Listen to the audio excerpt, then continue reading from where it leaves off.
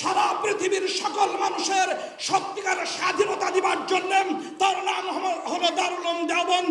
দারুল উলুম দেওবন্দ কেন্দ্রের উলামায়ে কেরাম স্বাধীনতার প্রশ্নে কখনো আপোষ করেন নাই। 53,000 উলামায়ে কেরাম ফাঁসি কাস্টে ঝুলেছেন, রক্ত দিয়েছেন, পাকিস্তানের বিরুদ্ধে আন্দোলন করেছেন। যেই মাওলানা ভাসানী না থাকলে শেখ মুজিব কখনো বঙ্গবন্ধু হতো না। সত্যিকার উলামায়ে কেরামের অবদানে স্বাধীনতা এসেছে। কিন্তু শিক্ষা কমিশনে নাস্তিকদেরকে বসিয়ে সম্পূর্ণ নাস্তিকের কারখানা বানানো হয়েছে। এরা চলতে দেওয়া যায় না, কি বলেন ঠিক না ভাই?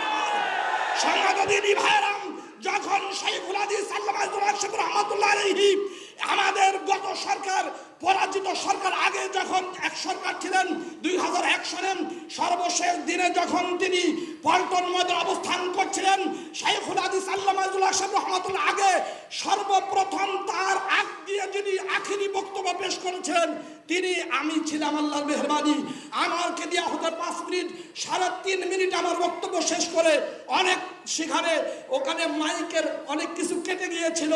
আমি সেখানে বলেছিলাম সর্বপ্রথম শাইখুল হাদিসের এই আন্দোলন সরমুনা পীর সাহেব রহমাতুল্লাহ আলাইহির সমর্থন সহ সব মানুষ যখন ঐক্যবদ্ধ হয়েছে, কিন্তু যারা আজকে মায়া কান্না করে নতুন স্বপ্ন দেখতে চায় তারা সেখানে সমবেদনা পর্যন্ত পেশ করতে আসে নাই। আমরা দেখেছি কাদের কাদের মাধ্যমে আমাদেরকে সেখানে ব্যবস্থা করা হয়েছে। খুতবা দেওয়া হয়েছে ইসলামী ফাউন্ডেশন থেকে। আমি তখন বনশ্রী কেন্দ্রীয় মসজিদের খতিব, তাদের এই খুতবাই প্রমাণ করে আমি সেখানে প্রকাশ্যে বলেছিলাম আপনারা যে অযোগ্য মানুষ ইসলামী ফাউন্ডেশনে বিভিন্ন জায়গায় নিয়োগ দিয়েছেন তার প্রমাণ খুতবার মাধ্যমে কেন প্রকাশ করা দরকার? ওখানে যোগ্য মানুষ কেন নিয়োগ দেওয়া হচ্ছে না? এটা আমাদের প্রশ্ন।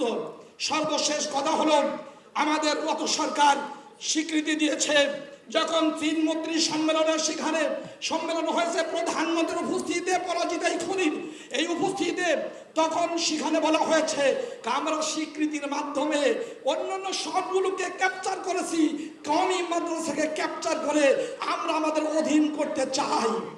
আমরা সেই দিন আর আসতে দিতে চাই না।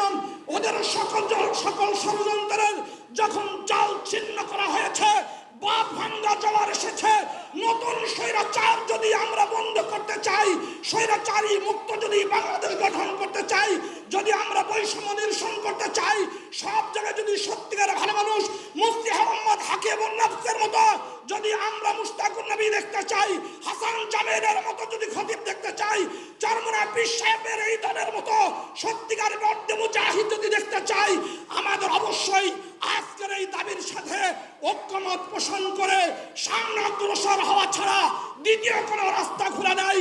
আমরা সামনে দেখতে চাই কিভাবে বাস্তবায়ন হয়। আল্লাহ আমাদের তৌফিক দান করেন। আমিন। আসসালামু আলাইকুম ওয়া রাহমাতুল্লাহ।